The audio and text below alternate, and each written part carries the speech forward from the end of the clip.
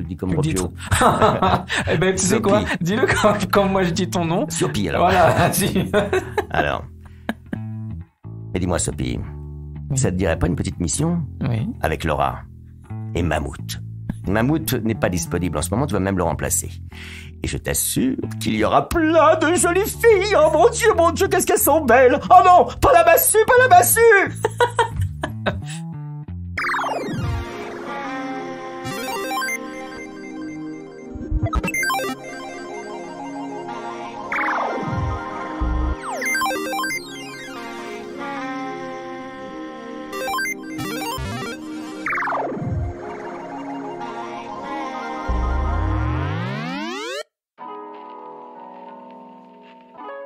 Salut les friends. C'est une voix à part entière dans l'univers du doublage que je reçois. C'est la voix du légendaire Nicky Larson. J'ai l'honneur d'accueillir monsieur Vincent Ropio. Hello les copains et bienvenue dans ce nouvel épisode de Soapy and Friends. Alors, il est la voix du plus grand dragueur que l'animation ait connu. Nicky Larson, bien sûr, mais pas seulement. J'ai le plaisir de recevoir le grand monsieur Vincent Ropio. Monsieur Ropion, pardon. C'est pas grave. Je me suis entraîné et j'ai craqué. Eh ben, je suis très très très content de te recevoir dans mon émission. Ça se voit peut-être à ma voix parce que j'ai un petit peu impressionné. Bah faut pas. Mais si, il faut parce que parce que tu es un très très grand dans l'univers du doublage, mais pas que. Hein, t'es aussi un grand comédien. Oui, enfin non, je sais pas, je vais pas dire ça de moi. Oui, mais moi je peux le dire alors. Ça en doublage, oui, j'en ai fait beaucoup. Oui. Et donc, bon, notamment, hein, le plus connu, le grand dragueur, j'ai bien dit dragueur, oui, parce qu'il aime les femmes, et pas que, et c'est monsieur Nicky Larson. Eh oui. Nicky Larson, oui, ça continue de passer d'ailleurs, toujours. Oui, bah j'ai fait ça découvrir à mes enfants. Voilà. Ah bah bravo. Ah oui, parce que je sème le pompier, tout ça, machin, n'en peut plus. Donc Ah bah oui, ça change un peu, c'est sûr. Oui, il faut qu'on passe à autre chose. Et donc du coup, bah... Comment monsieur Vincent Ropio devient... Pion. Ah, excuse-moi, Ropio. Mais c'est pas grave, tu sais, ça arrive souvent avec ce nom. Ropio. C'est assez facile, c'est Vincent. Comment Vincent? Ropion. Ropion, c'est comme l'acteur. D'accord. Voilà. C'est ce que je dis souvent quand je réserve des hôtels, parfois, c'est une petite blague, ça. Vincent Ropion. Comment? Ropion comme l'acteur. Bon, je ne suis pas connu. Voilà. Un petit peu. Mais c'est facile, pion. C'est un pion. Pion, oui. Voilà. Mais c'est le début peut-être. Roux. Ah. Voilà, un roux, comme un roux. Voilà. Bon, moi j'ai un nom de famille qui est facile à retenir, je vais te le dire comme ça. Du coin. Ah bah du coin, voilà. Voilà. Du coin. Voilà, parlons. C'est vrai que c'est facile du coin. Oui. Donc monsieur Vincent Ropio, bah monsieur Vincent. C'est pas grave. C'est pas grave, c'est drôle. Je peux t'appeler Vincent. Ben voilà. Appelle-moi Vincent, c'est très bien. Donc Vincent, tu es le grand Nicky Larson. Sans toi, peut-être que Nicky Larson n'aurait pas été ce qu'il est. On ne sait pas. On ne sait pas, mais quand même, tu interprètes le personnage vraiment, j'ai envie de dire à la perfection même. Moi, je suis toujours très flatté quand on me dit ça, mais alors, si tu savais comme les enregistrements se passaient. Non, mais j'aimerais bien voir, tiens. C'était très étrange. D'accord. Parce que c'était un détournement.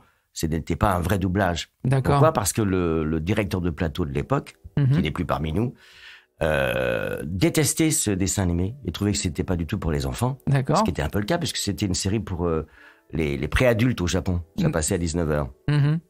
Mais effectivement, TF1 avait acheté, le Club Dorothée, des stocks énormes de dessins animés sans vraiment les visionner. Et ce qui fait qu'ils se sont pas aperçus que c'était extrêmement érotique, violent, et pas du tout pour les enfants de 7, 8, 9, 10 ans, le Club Dorothée. Alors, donc, ce directeur artistique, lui, il doublait les méchants aussi. Et c'est pour ça que les méchants disaient « Je vais te faire un babo, monsieur Larson, tu vas recevoir ma grosse boulette. » Parce que lui, il voulait pas qu'on dise « Je vais te tuer ». D'accord. Il trouvait ça trop violent. Ouais, donc, il détournait tout ça. Et puis après, en plus, comme on enregistrait, comme on dit, au fusil, c'est-à-dire qu'on ne voyait pas la scène auparavant, ce qu'on doit faire normalement en doublage, pour un bon doublage, on y allait directement. Si on se plantait pas, on continuait. Donc, on improvisait souvent. On avait l'œil sur l'image, l'œil sur la bande rythmo. Et tant que... Alors moi, mon personnage, je le suivais Mais je n'écoutais pas, j'ai écouté l'original au début, les premiers épisodes, mais après, j'y allais comme ça, en freestyle. Ouais. Mais moi, je respectais assez l'image. Et quand il partait dans une hystérie avec les soutiens-gorge et la massue, c'est ce qu'il fait en japonais. Moi, je n'ai pas fait de détournement. Mais en revanche, tous les méchants, tout ce qui était... et puis cette fameuse anecdote du restaurant végétarien, puisque Nicky Larson, au bout d'un moment, avec une cliente, veut l'amener absolument à l'hôtel. Et on voit des hôtels partout sur l'image, mais on avait transformé ça, nous, en restaurant végétarien. D'accord. Voilà. D'accord. Bah, toi, on y voit que du feu, hein.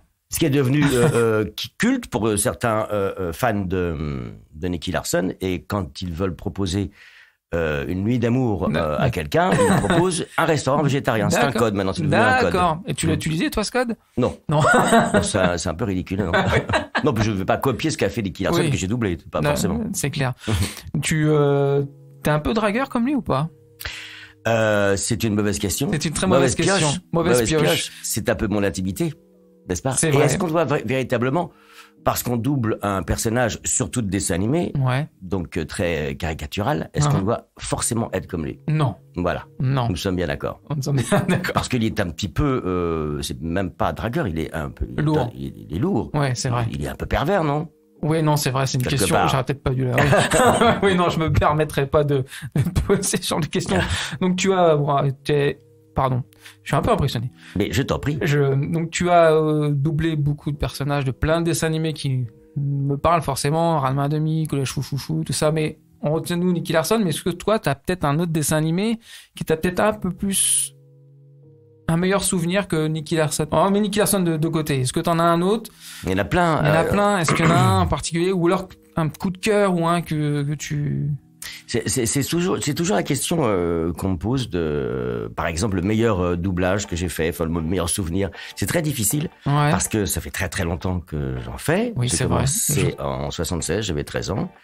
Donc je peux citer plein de dessins animés qui m'ont laissé un souvenir de l'époque, des comédiens qui étaient avec moi pour enregistrer, et puis de ce que je vivais à l'époque où je les faisais. Tout ça, c'est donc Il était une fois l'homme. Oui. Ça, c'est mes premiers. Et il y avait des comédiens, il y avait un casting extraordinaire. Il y avait Roger Carrel, Gérard Hernandez, Claude Bertrand qui faisait la voix de Roger Moore, Dean Martin, les Aristocham. Et tous ces gens qui étaient... moi, j'avais donc 13 ans et je regardais ces grands comédiens s'amuser à faire un dessin animé. Ça m'a appris beaucoup de choses. Pierre Trabeau aussi. Et ça, c'est des bons souvenirs. Après, par exemple, ce matin, j'ai encore travaillé. J'ai quelqu'un qui m'a croisé, qui m'a dit « Ah, tu sais que mon fils regarde Dark Crystal. » Ça, c'est un truc de Jim Henson, assez vieux, des années 80. Là, je devais avoir 18 ans. Ça, c'est devenu culte aussi, Dark Crystal. Oui. Et voilà, c'est un genre de choses que j'ai adoré faire parce que j'étais fier de faire ce genre de film. Et en dessin animé, après, il y a Titeuf aussi que j'ai bien aimé faire avec Jean-Claude et François. Et puis plein d'autres personnages. Après, il y a des dessins animés qui sont passés totalement à l'as, dont on se souvient plus, comme comment ça s'appelait déjà? Zoolaine. C'était des animaux dans un petit enfant qui s'endormait et dans son sommeil, il partait dans un zoo. Et donc il y avait des ours, des ours, oui, c'est des ours, ça c'est vrai. J'arrête des ours, des chimpanzés, des singes, enfin des tortues, et moi je faisais plein de voix. Ça aussi j'avais adoré faire, parce qu'il faut trouver la voix d'un ours, il faut trouver la voix d'une tortue, il faut trouver la voix d'un singe. Et comment on trouve ça? Ça c'est comme ça, voilà, on se demande quand c'est une création, parce qu'en plus ça c'était une création, il n'y avait pas de voix à imiter, anglaise, donc il faut trouver la voix d'un ours par exemple. Et là vous avez je me souviens, le réalisateur était là, du dessin animé, et moi, je faisais des essais, et il m'avait dit, non, mais ça parle pas comme ça, un ours. Et je lui ai dit, mais vous avez déjà entendu un ours parler, parce que c'est pas facile de... Donc, on tombe sur des espèces d'énormités comme ça, mais c'est très drôle. Oui. Il faut trouver, alors, où on fait un dessin animé totalement caricatural, alors là, on peut vraiment transformer sa voix, mais parfois, pour faire un ours ou un singe ou comme la petite souris que j'ai fait dans tous en scène, là, Mike. Ouais. Là, faut pas avoir une voix de souris, par exemple. Faut avoir une voix d'humain, mais avoir ce caractère de la petite souris qui est vive. Ouais. Donc ça, c'est dans le jeu. Et non pas en transformant sa voix. D'accord. Eh ben, je vois. Du coup, est-ce qu'il y a du monde dans ta tête? Est-ce que tu as beaucoup d'amis dans ta tête? Est-ce que tu as beaucoup de personnages? Parce que quand on double... Non, mais je sais que c'est une question bizarre, je la pose ça. Est-ce que Vincent est tout seul dans sa tête ou est-ce qu'il y a du monde? Voilà. Ça va, non, je suis pas... Non. Alors c'est pas une question méchante, hein. Non, mais genre le film, je sais pas quoi... des dédoublements de personnalité. Non, je suis très très simple. Ouais. Je fais des personnages comme ça, mais après, une fois que c'est fini... Une fois que t'es à la maison, c'est fini, on n'en parle plus. Non, j'ai pas... T'arrives à faire... J'ai pas plein de personnages qui sont dans ma tête. Non, c'est moi, et puis... très simple. Donc tu as aussi doublé beaucoup de... la liste est tellement longue, mais des acteurs comme... Alors je suis très très mauvais en anglais, je vais le dire, Neil Patrick Harris. Neil. Voilà, par exemple, comme je suis là. T'as bien vu que j'étais nul. Neil Patrick Harris, tu dis bien Ropio. Oui. C'est normal. Alors tu dis Neil, tu dis Ropio, voilà. C'est Neil Patrick Harris. Voilà, ou Dominique Monaghan. Oui, Monaghan. Monaghan, tout simplement. Dominique Monaghan. Monaghan. Du Seigneur des Anneaux. Du Seigneur des Anneaux, mais moi, c'est surtout Lost. Ah voilà. Oui, c'était bien Lost. Parce que moi, pour moi, c'est une série culte. Alors, on va pas spoiler pour ceux qui n'ont pas vu la fin et tout, parce que, mais c'est une série qui m'a perturbé. Tu peux pas savoir à quel point ça m'a perturbé. J'ai bien aimé aussi. Puis le personnage que tu doubles, c'est quelqu'un de... J'ai fait le geste un peu pas foufou, mais qui est... il est spécial. Enfin, il est... pas schizophrène, mais presque quand même. Il est non, Charlie... Au début, il est un peu... Non, il est junkie. Voilà, junkie. Il est junkie. Et ça, après, ça lui passe, parce qu'il y a plus de... Il n'y a pas assez de... Il n'y a pas de drogue sur l'île. Mais non, Charlie, c'est le personnage qui est le plus tendre. Il est très tendre dans Lost. Parce qu'il est amoureux après d'une des rescapées aussi. Et puis, je ne dirais pas comment ça se termine pour ceux qui n'ont pas vu la série. Non, je ne dirais pas, mais ça vous... Faut pas spoiler. Non, on va pas spoiler, mais c'est vrai que c'est un très mauvais... Bon, bref. Ouais. Alors, tu doubles aussi dans Le Seigneur des Anneaux. Là, c'est un registre différent. Et c'est une question peut-être qu'on t'a déjà posée, mais quand tu doubles le même acteur, mais que tu passes d'un film, un personnage différent, est-ce que tu arrives à... Comment tu t'adaptes facilement ou c'est difficile ou... Aussi facilement que... C'est vrai? C'est-à-dire que quand tu doubles un comédien comme Dominique Monaghan, qui... Voilà, c'est pas pour me flatter, mais qui me va bien. Pourquoi? Parce que d'abord on fait la même taille, je l'ai rencontré. C'est vrai. Croisé, on fait exactement la même taille. Ouais. Donc j'ai une taille de hobbit. Déjà, c'est pas mal, ça. Non, mais j'ai des oreilles pointues puis des grands ongles. Il est très sympa d'ailleurs dans la vie. Il est très simple. Mais lui, quand il est passé du Seigneur des Anneaux à Lost, il fait le rôle d'un hobbit, puis après il fait le rôle d'un junkie. Mais comme moi, je vais bien sur lui vocalement. Il y a qu'à le suivre après dans son jeu. D'accord. Et puis essayer d'être sincère. Il faut être sincère. Et respecter. Si après tu doubles un personnage, un comédien qui te va moins bien, ça arrive. Parfois on est mal distribué et là on souffre parce que tu doubles un mec qui faut aggraver sa voix, qui correspond pas ou qui est trop jeune ou qui est trop vieux. Enfin, mais quand vous rentrez vraiment vous trouvez un comédien qui vous correspond. C'est super facile. Enfin, c'est super facile. Ouais. On est à l'aise. Et quand c'est pas facile, comme tu dis, est-ce que tu le dis à la personne qui t'a pas embauché, mais qui t'a casté? Oui, je le dis. C'est pas pour moi, mais... J'ai du mal. C'est pas pour Messi, tu verras. Il est très bien pour toi. C'est très bien. Je sais pas. Non, je veux bien qu'il est... par exemple, dans la série Spartacus, je faisais Ashur. Et Ashur, c'était un comédien qui était hyper musclé. Mais vraiment, puis avec une voix super grave. Je comprenais pas. J'ai dit au directeur de plateau, mais pourquoi tu m'as mis là-dessus? Il me fait, mais parce que tu vas voir, il est retors. Et tu fais bien les gens retors. C'est vrai. Du coup, alors j'ai gravé ma voix un peu, mais on n'est pas à l'aise parce que dès qu'il faut porter, c'est difficile. Mais bon, j'ai fait ce que j'ai pu. Et un jour, le client d'M6 est venu sur le plateau et je me suis dit, il va voir ça, il va pas être content. Et pas du tout. Il m'a dit, j'adore ce que vous faites sur ce personnage. Je ne trouvais pas que je suis trop léger. Il me fait, mais non, pas du tout, parce qu'on sent la méchanceté. Donc parfois, le jeu est plus important finalement que la tessiture vocale. Mais voilà, après... Il y en a un acteur que je trouve qui te va super bien, c'est Gareth. Alors, j'ai encore mal le dire. Ah oui, j'adore lui. Ah, lui, je l'adore. Gareth Dylan. Voilà, merci. Lui, je trouve vraiment... il est grand, je crois, lui, par contre. Oui, lui, il est grand, mais il n'a pas une voix très grave. Ah oui, parce que j'ai jamais écouté en VO, du coup. Mais non, il n'a pas une voix grave. Il a une voix, parfois, un peu... pas sur le souffle, mais c'est un remarquable comédien, lui aussi. Très sensible. Et alors, il a fait beaucoup à une époque de serial killer et de méchants. Oui. Parce qu'il a un œil qui peut... Donc, 4400, notamment, c'est un méchant. Voilà. Et je l'ai suivi sur pas mal de trucs. Bon, après, on peut le perdre. Moi, il y a certains films où je l'ai pas fait, tout ça, mais après... Fear Walking Dead, c'est toi? Oui. J'ai reconnu tout de suite. Ah ouais, c'était sympa. Très, très sympa, ce personnage. Après, on peut ne pas... certains films, il y a un film qui est sorti il y a pas longtemps... Oui, un truc de zombie, il me semble. Oui, ça, j'ai fait ça. Zombie avec lui. Non, c'était un autre film avec une ambulance, un truc de... Et en plus, Ambulance, je crois, le titre, oui, c'est ça. Oui, voilà. oui. Et là, je l'ai pas fait, mais en revanche, j'étais sur le film. Et j'avais un autre rôle.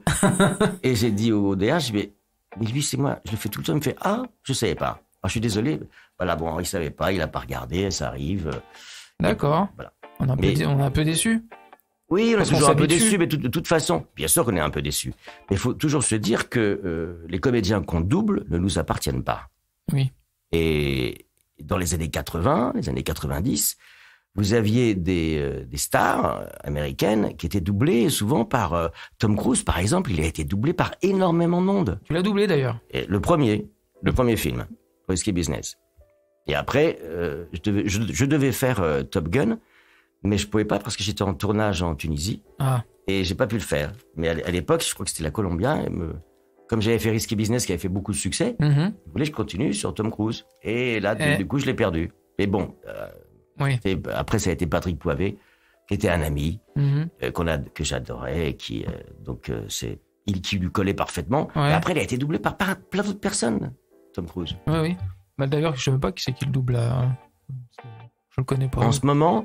je sais pas. Une colle. Il y en a tellement. Beaucoup de potes, d'ailleurs, l'ont fait après. Donc voilà, le comédien ne nous appartient pas. Alors après, évidemment, c'est toujours... Pour le spectateur, je trouve que ça peut... C'est un manque de respect pour si vraiment une voix... On habitue le spectateur français à une voix. Moi, par exemple, quand j'étais petit, j'adorais Les Mystères de l'Ouest. Avec Robert Conrad, James West. J'adorais. En plus, quand j'ai rencontré le comédien français qui doublait James West, ça a été un choc sur le plateau. Parce que c'est toute mon enfance qui était... Et après, Robert Conrad avait tourné dans une série, L'Homme de Vienne. Moi, je vois cette série arriver sur la une à l'époque. Je dis, c'est génial. J'adorais cet acteur américain. Je regarde la série, c'était pas la même voix. Ça m'a, mais alors, détruit. Ah oui. Ah, mais vraiment, mais c'est pas possible. Ça, c'est terrible. Mais moi, ça me détruit pas, mais c'est vrai que il y a un moment d'adaptation. Quand on est habitué à une voix d'un acteur, c'est lui ou c'est pas lui oui. Et c'est vrai qu'on s'habitue. Et en plus, le doublage français est tellement bon. Faut le reconnaître. On est quand même très fort. Oui, il est bien sûr. Et il est bon. Moi, je regarde pas de en vidéo, 70, j'adore les doublages des années 70. Qu'est-ce que c'était incroyable. Il y avait un doublage, mais incroyable, avec des voix timbrées. Maintenant, très bien le doublage, toujours aussi bien. Mais j'ai une nostalgie de. Moi, j'ai commencé en 76. C'est pas pour ça. Mais écoutez, vous voyez les films des années 70, américains ou italiens. Comme c'est bien doublé, quoi. Oui, moi, je suis fan de Terence Hill et Bud Spencer. Ah ouais, j'adore. Et alors, les voix qu'ils ont. Alors moi, je peux te dire qui c'est. C'était Dominique Paturel sur Terence Hill et Claude Bertrand sur Bud Spencer. J'adore leur voix. Alors, quand tu as Dominique Paturel, extraordinaire, comédien qui joue au théâtre, qui avait été célèbre même à la télé en faisant D'Artagnan. Alors lui, je l'ai connu, c'était un peu... il était plus vieux que moi. Quand je suis arrivé, il n'est plus là, Dominique, il est parti. Je crois qu'il y a 1 an ou 2 d'ailleurs. Et moi, j'étais tellement admiratif de ces comédiens C'était un peu mes pères spirituels dans le doublage. Claude Bertrand d'un côté, la voix de Roger Moore, la voix de Dean Martin, l'autre, Dominique Paturel, Terence Hill, et puis tellement d'autres, les Disney, Et un jour, mais j'avais 30, même pas, j'avais 40 ans, là. J'avais 40 ans. J'ai à côté de moi sur une série où j'avais un autre comédien que je double tout le temps qui s'appelle Mark Warren. J'adore, c'est un comédien anglais, j'adore. Je faisais Mark Warren, tout ça, puis j'adore faire ce mec, c'est aussi un petit blond, voilà, très vif. Et j'avais énormément de lignes, donc je parlais énormément. Et à ma droite, j'ai Paturel, qui faisait Robert Wagner, et un autre comédien qui était au français, que j'adorerais, Bernard Voringer. Deux grands, quoi. Un qui avait été dans Angélique Marquise des Anges, comédie française, et puis Dominique Paturel, Dallas, JR, tout ça. Je les admire. Et je suis au milieu des deux, et je fais mon truc, je me plante pas, blablabla. Et là, Dominique Paturel enchaîne, il se plante. Et il se tourne vers moi et fait « Oh, excuse-moi, mon petit Vincent, je suis vraiment nul. » Je me dis « Mais je t'en prie, Dominique. » Parce que pour moi, c'était tellement... Je me dis « Il n'y a pas de problème. » Il fait « Ah non, je suis vraiment désolé, tu vas être obligé de recommencer. » Je dis « Mais c'est normal, c'est pas grave. » Et ça, c'est formidable. Ouais. D'avoir la reconnaissance des grands comme ça. Alors moi, ça, c'est un truc qui m'a touché énormément. Ah bah, tu m'étonnes. Parce que c'est vraiment... moi, je te dis, je suis archi fan de... Tu mets un Terence Hill, Bud Spencer, j'adore. Et puis, c'est les voix aussi qui font la différence. Ouais. Même la voix de Bud Spencer, enfin, si tu les reconnais direct... Et pourtant, c'est pas si jeune que ça. Non, bah, ça, c'est les années 70, pareil. Entre 70, 80, 78, 80. Ouais, moi, j'adore aussi. C'est nostalgique.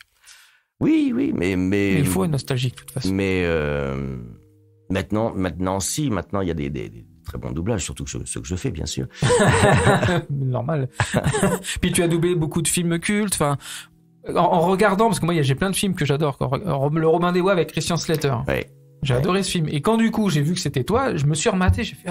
Oui, je reconnais. Mais attention, parce que le DVD... Oui, non, la version longue, c'est pas le même. Non. Oui, et je me suis fait avoir. Mais pas que pour lui, pour plein d'acteurs. Du coup, il y en a certains qui étaient morts. Et du coup, je l'ai... Oui, forcément. Et puis moi, j'ai pas été repris parce que c'était dans une société où j'ai fait grève. Et malheureusement, comme beaucoup, mais pas tout le monde, je ne sais pas pourquoi, j'ai été boycotté. Enfin, j'ai été grillé parce que j'ai exprimé mon droit de grève. Comme tout le monde, en solidarité totale. Et du coup, voilà, quand le film s'est redoublé, j'ai Bernard Lano qui faisait Kevin Costner qui m'a appelé, qui m'a dit « Vincent, je comprends pas, c'est pas toi. » J'ai dit « Mais écoute, voilà, c'est comme ça, c'est pas grave. » Oui, tu l'as quand même fait dans Le Nom de la Rose aussi. Alors, Le Nom de la Rose, c'était génial, ça aussi. Voilà. Ouais, ça, c'est un film culte. Hein. Les enfants ou les adultes, enfin, ceux qui connaissent pas. Et t'as fait quelques films d'horreur comme Christine, Vendredi 13 ou Les Crimes de la Nuit. T'as fait Johnny Depp. Oui, j'ai fait Johnny Depp. Vincent a fait Johnny Depp. Mais j'ai doublé que plein de grandes stars, puis je les ai pas continués. J'ai fait... T'as même fait Michael Jackson, dis donc. Ah, Michael Jackson, ça oui. Alors ça, c'est énorme. Mais je suis pas le seul, hein, Michael Jackson. Il y a les Calmettes aussi. Mais c'est il a fait dans Wizard of Oz, et puis après, moi, je l'ai fait dans Moonwalker, mais il y a très peu de choses à dire. Puis après, je l'ai fait sur Reportage aussi. C'était pas lui, c'était un comédien qui le jouait. Mais sinon, dans d'autres... un autre film. C'est quand même original. Enfin, c'est quand même génial, en fait. On dit, tiens, tu vas faire Michael Jackson. Oui, oui. Ouais, ça, c'est une voix particulière. Et DiCaprio aussi. Tu as fait DiCaprio. DiCaprio, c'était aussi son premier film. C'était Gilbert Grape. Ah, je l'ai pas vu, celui-là. Qui a mangé Gilbert Grape.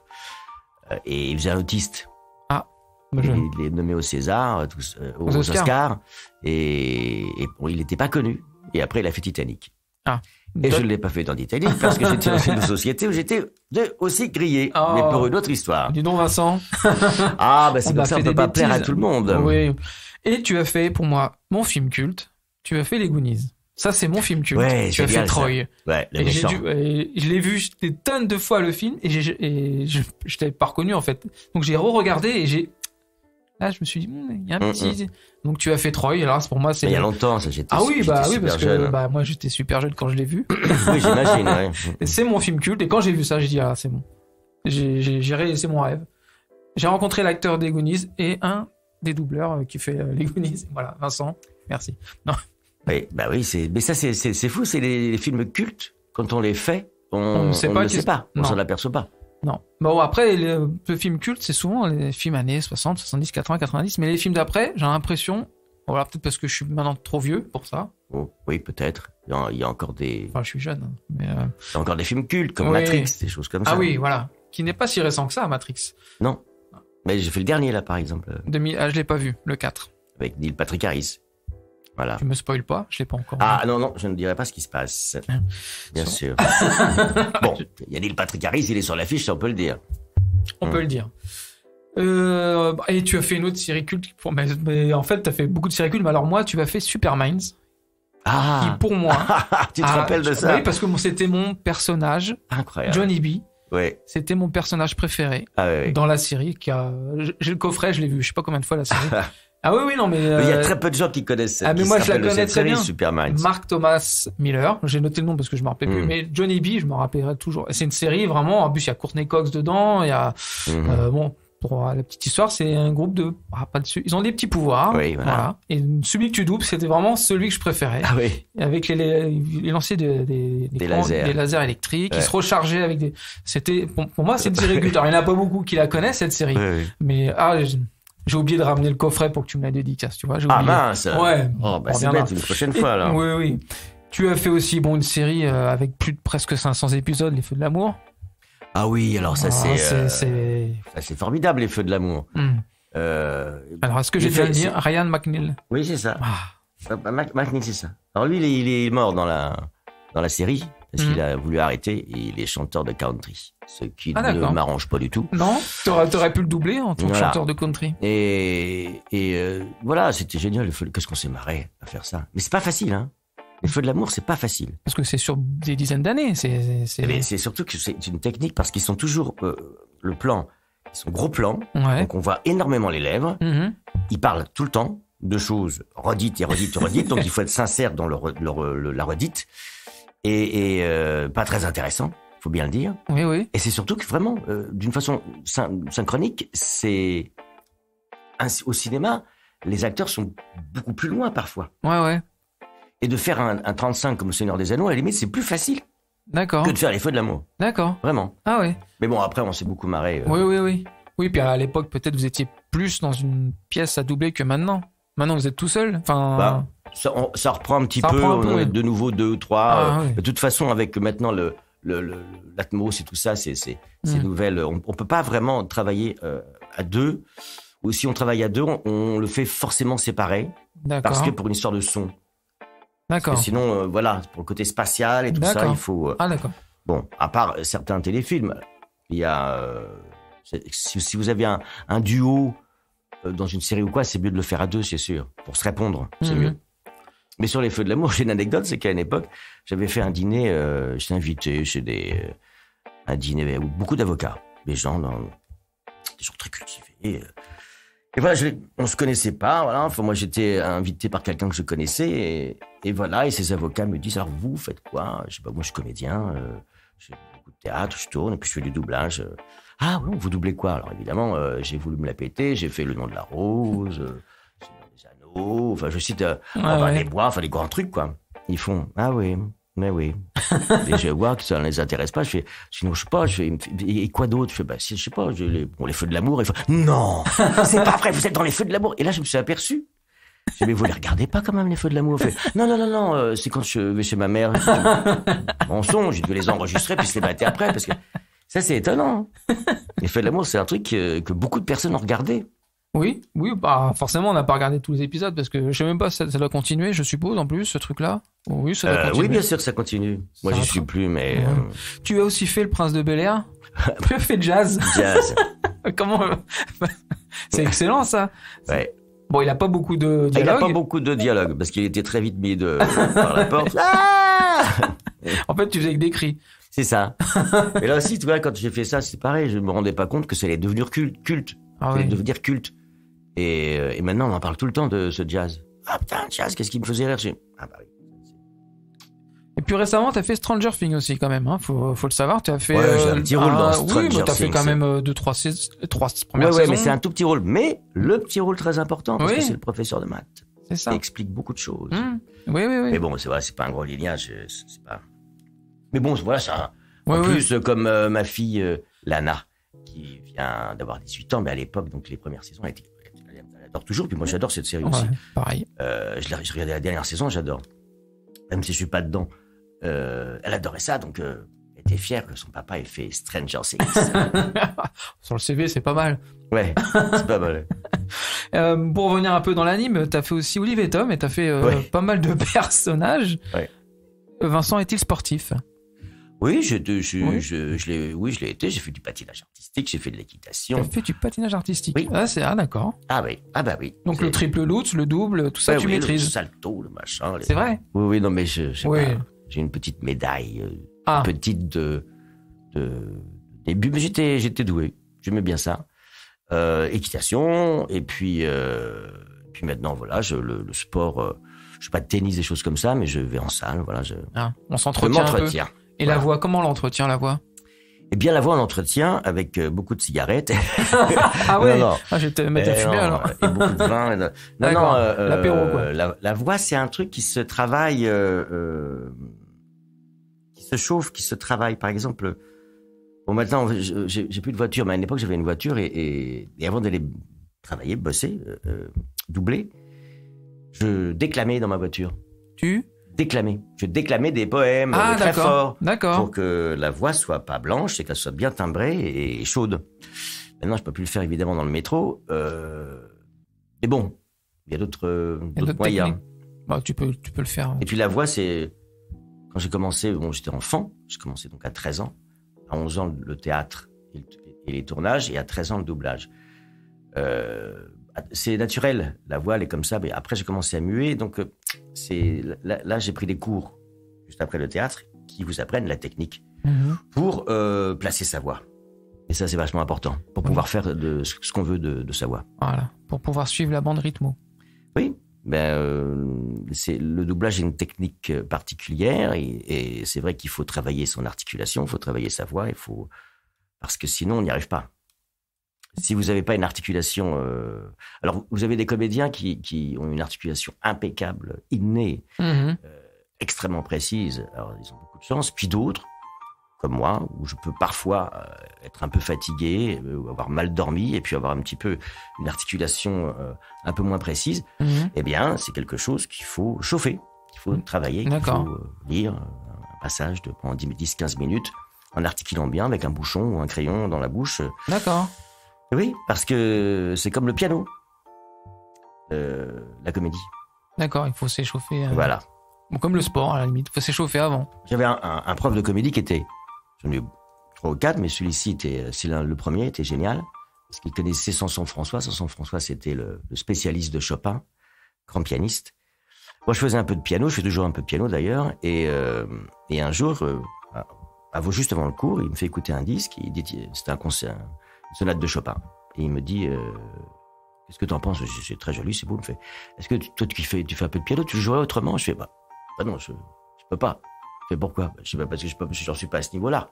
Même si je ressentais autre chose, je pourrais pas. Il me fait, voilà.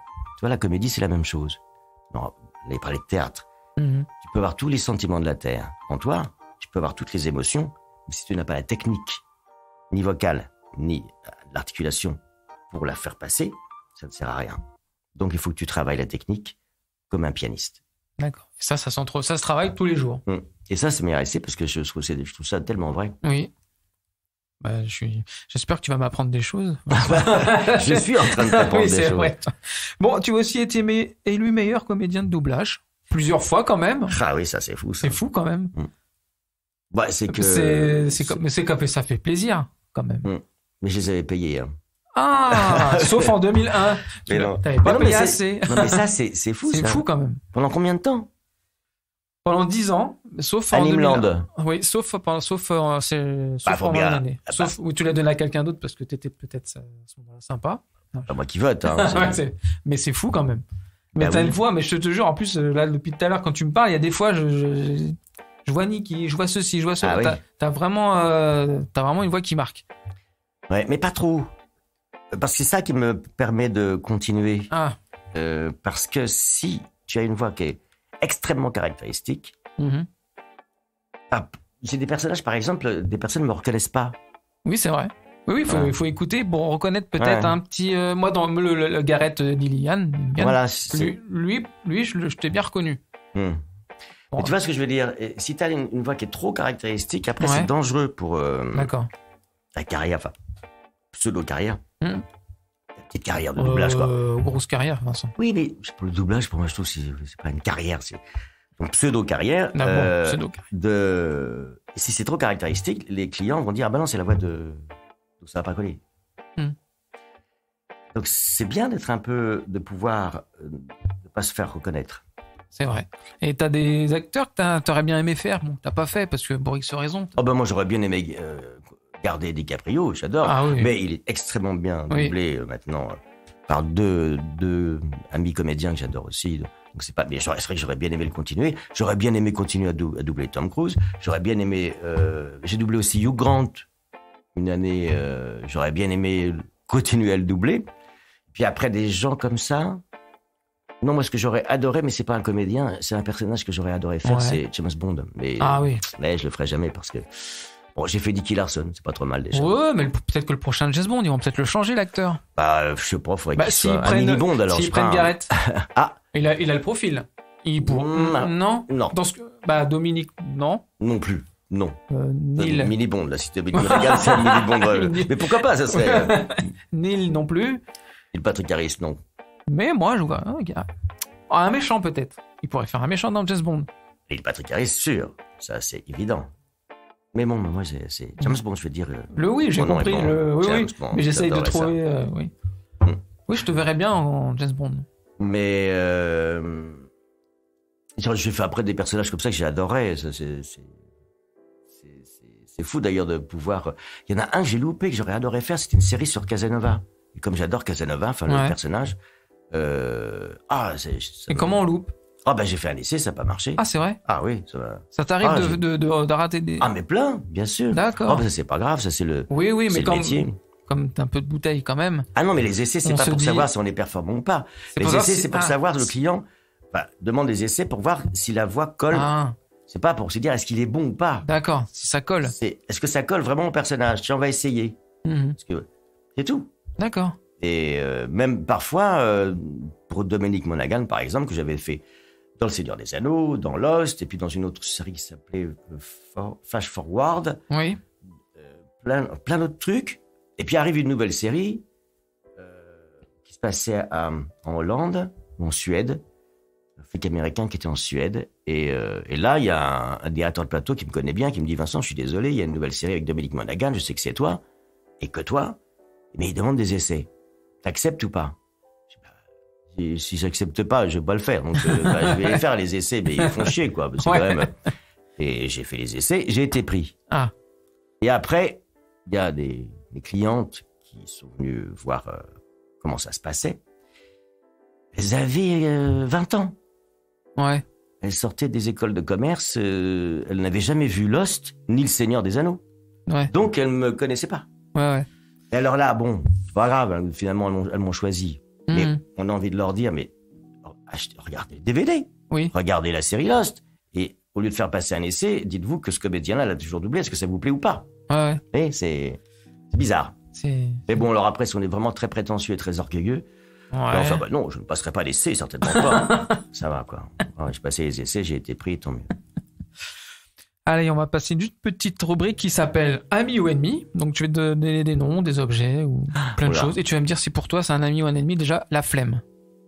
Est-ce que pour toi, la flemme, c'est un ami ou un ennemi? C'est un ami. C'est vrai? Ouais, j'adore flemmarder. C'est vrai? Mais bon, j'adore ça, mais c'est vrai que... Oui, si, j'ai une grosse flemme. Le cinéma, Vincent? Ami. Ami? Oui, j'adore. Je suis cinéphile. Cinéphile? Toutes les semaines, tu vas au cinéma? Non, pas forcément. J'ai énormément de films chez moi. Ah. T'as ta petite salle cinéma privée? Ouais, j'ai un grand écran, voilà. Et puis je mate des films, et puis même même les séries, tout ça. Je suis très très cinéphile. Bon, je suis très écran. Oui. Tu regardes français ou en VO sous-titré? En VO. C'est vrai? Bah oui. T'arrives pas à regarder en français? Parce que j'entends les copains, tout ça, donc ça me casse un peu. Ah. Alors après, par exemple, si j'ai un Terence Hill, Bud Spencer, ça je vais le voir en français, parce que d'abord c'était l'époque que j'adorais, puis en plus Terence Hill et Bud Spencer étaient eux italiens et doublés en anglais. Donc autant les voir en français. Voilà, qui est un excellent doublage, en plus drôle. Oui, très drôle. Mais sinon, oui, moi j'adore Anthony Hopkins, j'adore les comédiens comme ça, où encore pas longtemps, là, je suis en train de... J'ai un cycle Richard Burton parce que j'ai lu son journal intime et Richard Burton, même s'il a été excellemment bien doublé à une époque, c'est pas possible. C'est comme si vous écoutiez un concert d'un grand violoniste, mais avec un autre violoniste qui est par-dessus, avec le son. Ouais. Vous aimez vraiment un comédien, surtout lyrique, comme Richard Burton, qui avait une voix extraordinaire, shakespearien, doublé, c'est pas pareil. Ouais. Voilà. Donc, Vincent écoute beaucoup de VO sous-titré. Bah oui, voilà. Bah, c'est marrant, ça. Moi, je suis VF parce que, la VF. Oui, mais il y a plein de personnes qui sont VF. Mais il y en a plein qui disent, la VO, c'est mieux, mais finalement, non. Déjà, faut lire. Ah oui. Et quand on est fatigué le soir, on a du mal à lire. Et mais heureusement qu'il est VF. Sinon je trouve que là, oui. Puis même, c'est. Mais parfois, c'est vrai que j'arrive à écouter ce que j'ai fait, mais pas tout seul. Quand, par exemple, quand j'ai fait Les Orphelins Baudelaire, par exemple, avec Neil Patrick Harris, ma fille voulait le voir. C'est passé sur Netflix. Elle m'a dit, papa, je l'ai regardé avec elle. Comme ça, je me suis écouté. Et parfois, je me disais, tiens, c'est bien. Quand même. Et parfois, je me disais, tiens, là, je suis pas allé assez. Après, on voit les défauts de ça, mais. Oui, c'était un bon doublage. Je me suis éclaté là-dessus aussi. Donc, tu t'écoutes quand même? Quand je suis avec ma fille ou dans des dessins animés avec ma fille, tu vois. Mais je vais pas regarder un truc tout seul que j'ai doublé. Bon, puis le fameux Nicky Larson, ami ennemi, parce que ça peut être aussi un ami. Bah oui, génial, c'est un truc qui m'a... C'est grâce à Nicky Larson que j'ai été... on a voté pour moi. Dans Animeland, c'est Nicky Larson. Hein. Et puis, voilà, lucrativement aussi, c'était un ami. Parce qu'il y avait beaucoup d'épisodes, il parlait beaucoup. Puis tu as doublé même le dernier qui est sorti en 2018, je crois, c'est ça. Donc, c'est génial. Ouais. C'est génial de le garder au moins 20 ans après, 30 ans après. Oui, parce que la voix n'a pas changé. Non, c'est vrai. Et tu as fait aussi du jeu vidéo, pas mal.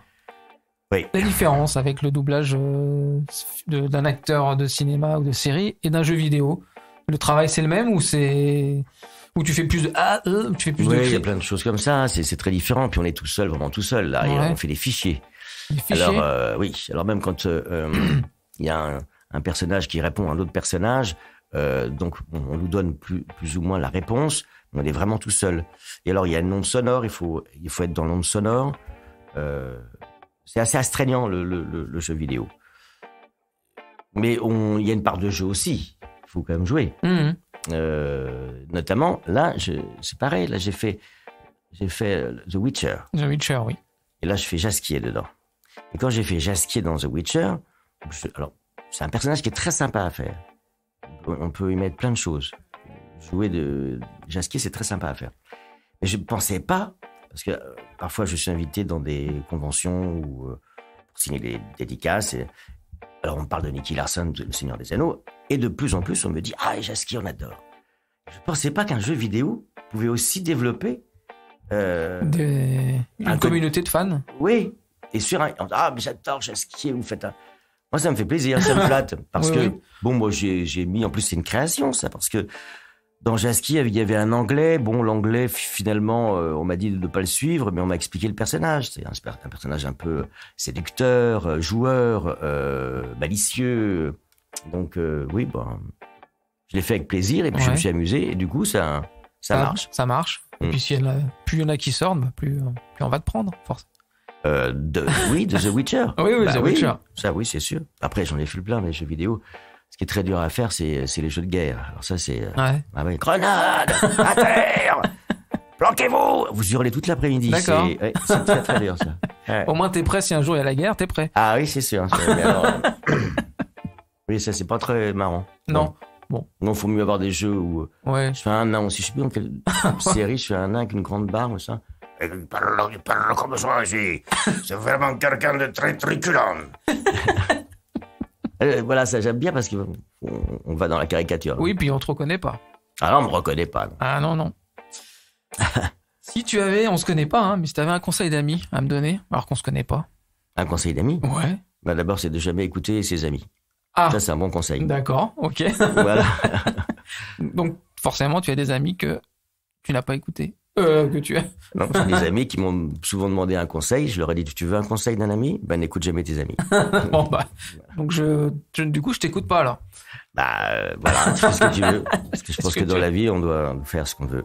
C'est vrai. Faut pas non plus écouter les uns et les autres. C'est vrai.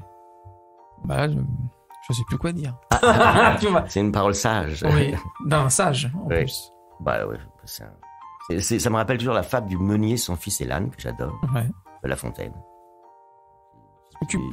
Alors, je sais pas que je la connais grosso pas. modo, c'est à peu près ça. C'est un meunier qui, avec son fils, amène l'âne à la foire pour le vendre. Alors, au départ, ils marchent tous les deux avec l'âne comme ça, il le tire. Et il y a quelqu'un qui passe, qui fait « Oh là là !» Enfin, je te résume, hein, c'est pas un vrai texte. Hein. Oui. « Oh là là, mais que vous êtes bête, tout ça, mais enfin, vous pourriez monter sur l'âne, enfin, c'est ridicule, vous êtes là, tous les deux, c'est un âne, faut monter dessus. » Bon, alors le père écoute ça, il fait « Oh, il a raison. » Alors il monte sur l'âne, avec le fils qui marche à pied. Et arrive quelqu'un d'autre qui fait « Mais tu n'as pas honte, jeune homme. Enfin non, tu n'as pas honte, vieillard, de monter sur l'âne, alors que tu devrais laisser ton fils. Lui, il doit être fatigué. Toi, tu es vigoureuse. » Ah, bon, le père écoute ça, donc finalement, il fait monter son fils, et lui, il marche à côté. Puis après, il rencontre quelqu'un d'autre qui fait « Mais tu n'as pas honte, jeune homme, tu devrais laisser monter ton père. Ton père, lui, est vieux. » Et au bout d'un moment, ils en ont marre. Donc, ils montent tous les deux sur l'âne. Et là, il rencontre quelqu'un d'autre qui fait « Mais vous n'avez pas honte, ce pauvre âne. Ça va être trop lourd pour... » Et là, tous les deux, ils sont... Jamais écouter les amis ni les gens, parce que finalement, chacun a son avis. Donc, il faut écouter son propre avis, je pense. C'est vrai. C'est très beau, Vincent. Ah, c'est vachement beau. Ah ouais. Je crois que je devrais être psychiatre. Oui, puis tu ferais bon psychothérapeute, oui. Tu ferais. En plus, on a un canapé ici, si tu veux commencer ta première séance. Si je suis payé, y a pas de problème. Alors, ça justement, fera 50 €. Parlons-en. Non. Nous sommes bientôt à la fin de cette émission, Vincent. J'espère que tu as passé un bon moment. Très bon moment. C'est sympa. Très sympa. Je te remercie en tout cas d'être venu. Un plaisir. J'aimerais quand même que notre ami Nicky Larson nous fasse un petit mot de fin et puis me dise Sopi que t'es quelqu'un de bien, tout ça, enfin que des choses positives. Alors c'est Sopi. Sopi, ouais. Sopi, ouais. Bon, je le dis bien, ou je le dis comme Ropio. Eh ben tu sais quoi, dis-le comme moi je dis ton nom. Sopi alors. Voilà, vas-y. Alors, mais dis-moi Sopi, ça te dirait pas une petite mission avec Laura et Mammouth?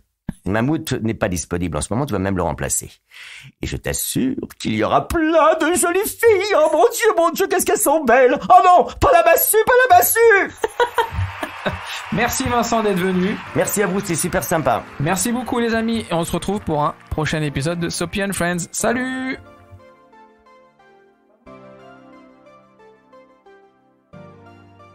Ce podcast est présenté par Sopi, produit par enregistré et réalisé par Franck Philoxène. Au studio Louis Aragon.